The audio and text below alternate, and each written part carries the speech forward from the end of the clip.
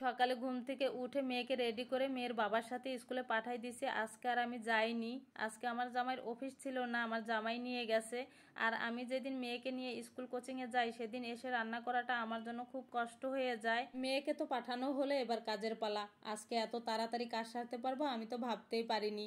বিছানা গুছানো, গাছে পানি দেওয়া, ফার্নিচার মোছা, রান্না বাড়া সব কিছু নিয়েই থাকছে আজকের ভিডিও। পুরো ভিডিওটা দেখলে আশা করি আপনাদের কাছে ভালো লাগবে। আসসালামু আলাইকুম, সবাই কেমন আছেন? রান্না শেষে সন্ধ্যার পরে মার্কেটে আসলাম, কিছু কেনাকাটা বাকি ছিল ওইগুলো কেনার জন্য।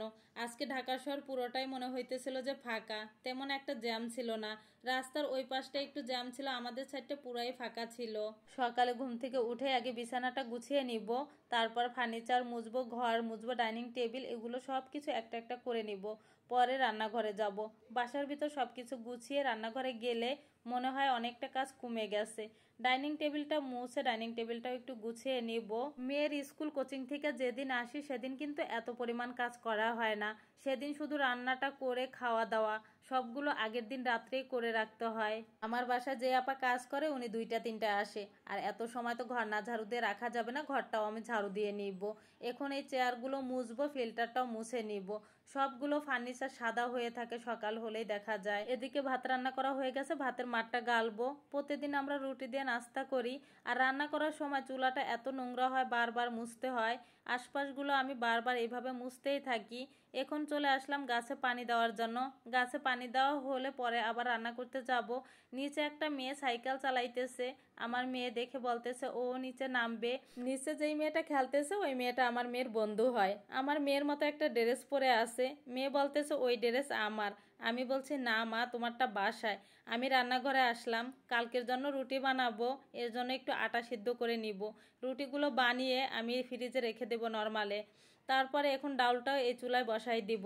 ডাউলটা রান্না করা হলে তারপর একটা আলু ভাজি করে নিব। এরকম পাতলা ডাল আমাদের খুব কমই খাওয়া হয়। মাঝের মধ্যে চালতা দিয়ে টমেটো দিয়ে রান্না করলে, ধনিয়া পাতা দিয়ে, তখন অনেকটা মজা লাগে, যেমনটা আজকে হয়েছে। আমার মেয়ের কাছে নাকি এতটাই মজা লাগছে, মেয়ে বলতেছে ডাল দিয়ে অনেকগুলো ভাত খেয়ে ফেলছি মা। আসলে অনেকদিন পরে যে কোনো তরকারি রান্না করলে খেতে একটু বেশি মজা লাগে।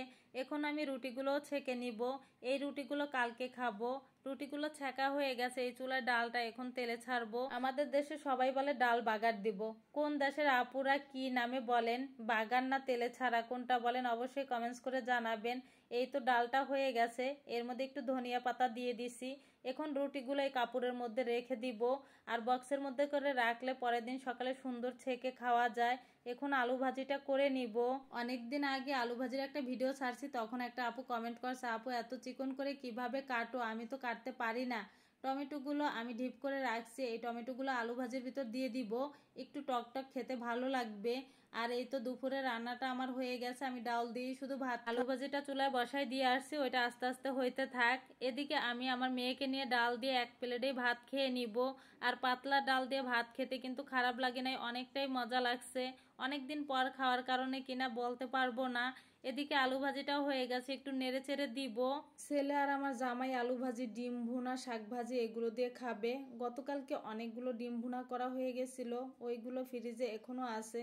শাক ভাজিটাও আছে, ওইটা আমার জামাই আর আমার ছেলে খেয়ে নেবে। সন্ধ্যার পরে বের যখন হলাম, আজকে তেমন একটা জ্যাম ছিল না, পুরো রাস্তাটাই মনে হয়েছিল ফাঁকা। ঢাকা শহরে এরকম খুব কমই থাকে, জায়গায় জায়গায় অনেকটা থাকে।